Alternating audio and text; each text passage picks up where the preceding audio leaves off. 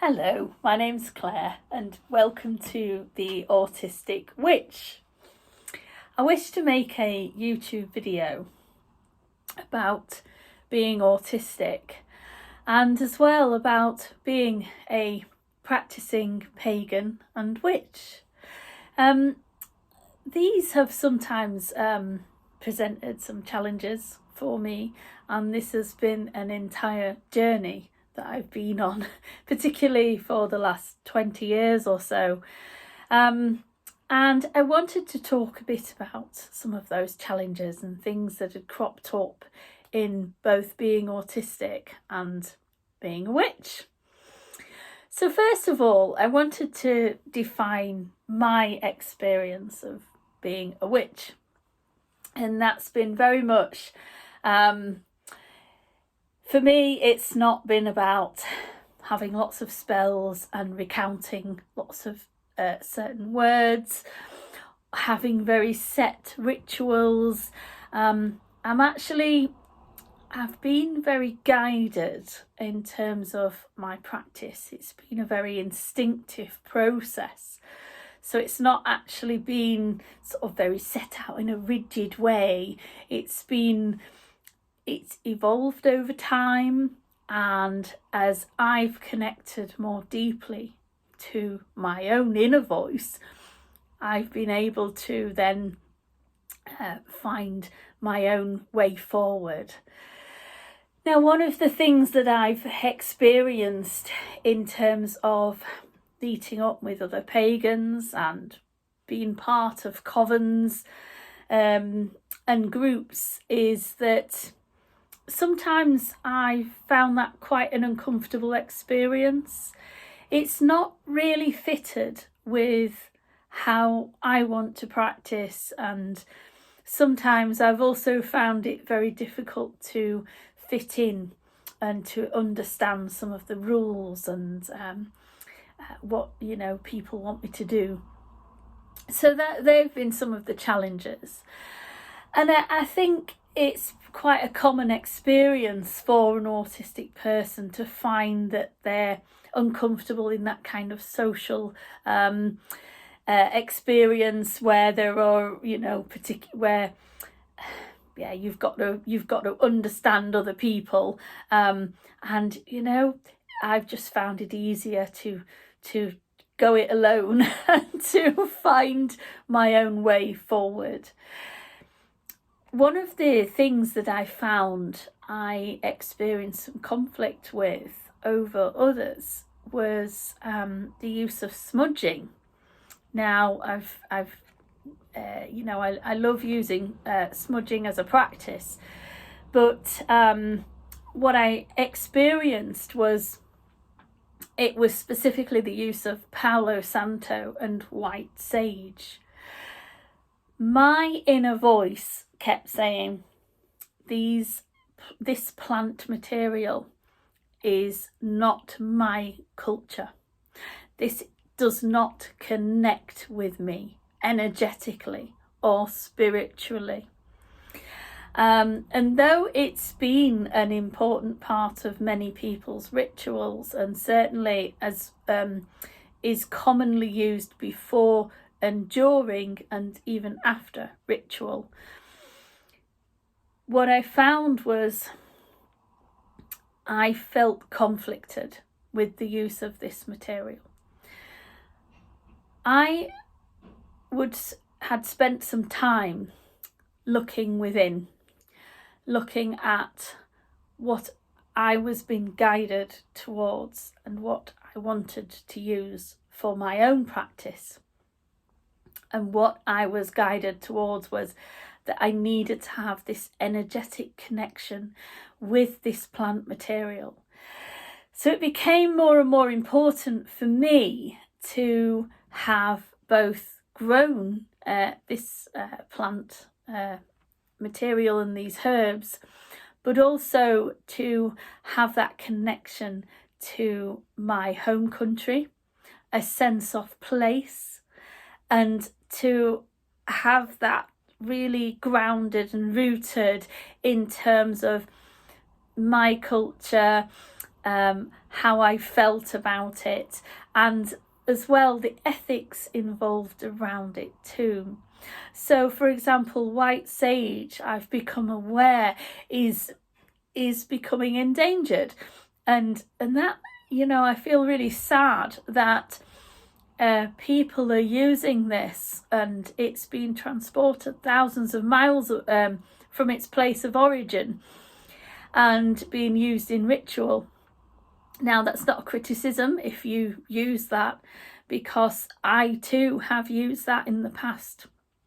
And in fact, I would also say, if you do have some white sage or palo santo, continue to use it until it's used up, because you might as well honour that plant material. If you've already purchased it, it's already here, and you know, you might as well use it up.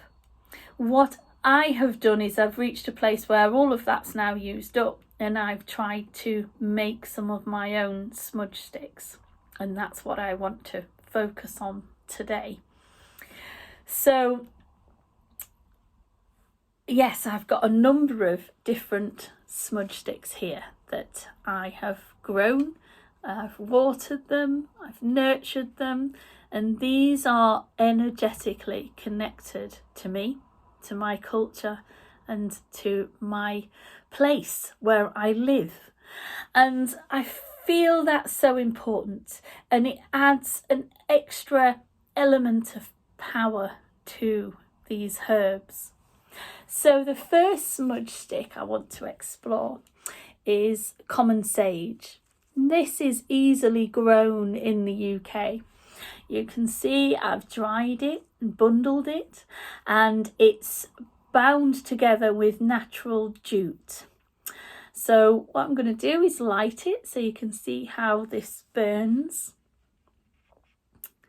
It might go out quite quickly. They can take a little while to get going, but once they do get going, it's a really powerful cleansing smoke, this. And this is lovely to be able to use as a general all-round cleanse, and that's how I tend to use it. So I'm just going to stub it out, use my health and safety. I've got a little incense burner pot here. Equally, you could use a ramekin dish. Again, you don't have to be using an imported exotic shell such as an one of those exotic shells that's used in smudging. I can't pronounce it. You know what I mean. So yeah, I just use whatever I have to hand. I'm going to show you another few examples. This is lavender. And lavender's a very beautiful herb to use for a smudge stick. It's a much lighter smoke and has a very beautiful fragrance. I find this is good to use if you want to lighten the atmosphere or the mood in your home. So whereas the sage I might use if I want to get rid of some denser energy, but the lavender, it has a slightly different feel to it, and when I use this, it's a very joyful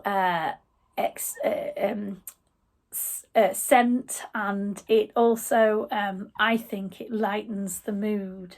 So it's good, for example, if you've had, say, family over, if there might have been a disagreement, an intense conversation, an argument, it can just help to cleanse and lift the energy in your home, which is what I feel this does. Now, lavender can flare up, as you can see. It's flared up quite a lot. So just, you know, make sure you've got a little bowl just to catch any debris or any bits and pieces that fall from it, and make sure as well you can put it back out again.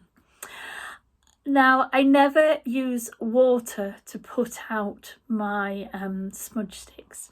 I feel it changes the it's something to do with the chemistry. It doesn't seem to burn right. It seems to change it somehow.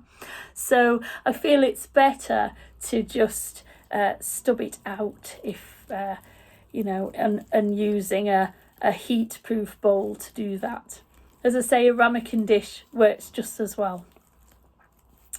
Okay, so that's my lavender. Yes, I think it's gone out. Mostly it burns really well, as you can see. Okay, so the next herb that I want to discuss, this is rosemary. Now, rosemary has a very different quality to lavender. It's a much denser herb and the smoke is much thicker. So this is great for getting under, say, furniture and in those little corners and really lifting any dense, dark energy that might be lurking there. And rosemary will burn really well and is, as you can see, it's also very fragrant as well and gives off a beautiful, beautiful fragrance.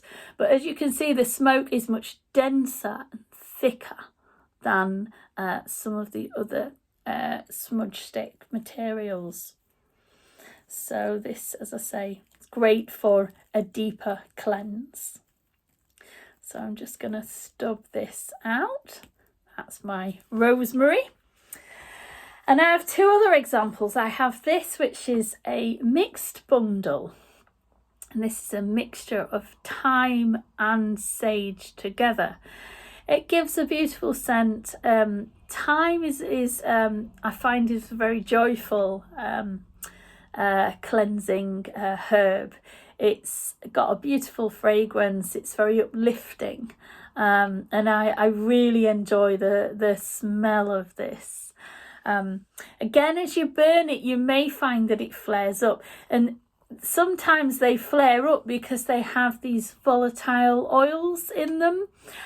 Certainly herbs that are commonly used for making natural oils for aromatherapy, that sort of thing, you will find that because they're very rich in these oils, that when they burn they can flare up. So it's good to have your little bowl to hand and keep health and safety in mind with these. The final one that I want to demonstrate is this is actually catmint, also known as nepeta. Now this is still slightly green, as you can see. It's not fully dried, however it will still burn and it still gives off a beautiful fragrance. You can burn these whilst they are still green and not fully dried. They just take a little bit longer to actually light.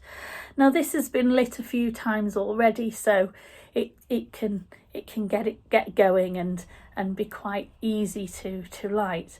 It's got a beautiful, again, joyful fragrance, very uplifting, and I really enjoy the smell of this.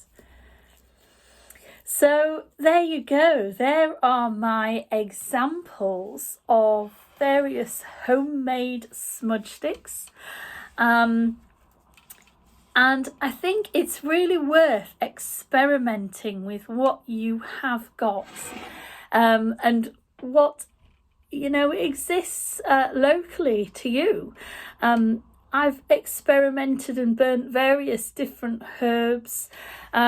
Usually I find if they smell very aromatic and they are often used in essential oils, they can easily be used as a smudge stick as well. And I think it's, these are, as I say, energetically connected to me. These are going to be just as powerful, if not more powerful, because of that energetic connection. And you know, I think it's really worth experimenting and trying to use different plant material, see what works, see how it feels. So when you're using it within your home, just take a moment and think about, how does the energy feel? Has it uplifted it? Has it cleared any dense energy? Or has it left you feeling more joyful, more energized? Each of these herbs is going to have different properties when they're burnt, and they have a different energetic signature. So I do love working with them, and I hope you're able to experiment a bit more too, you know. So thank you for watching. I'm really new to making YouTube videos, so please let me know what you think in any comments. Please like and subscribe, and hopefully I will be making more. So thank you from the Autistic Witch.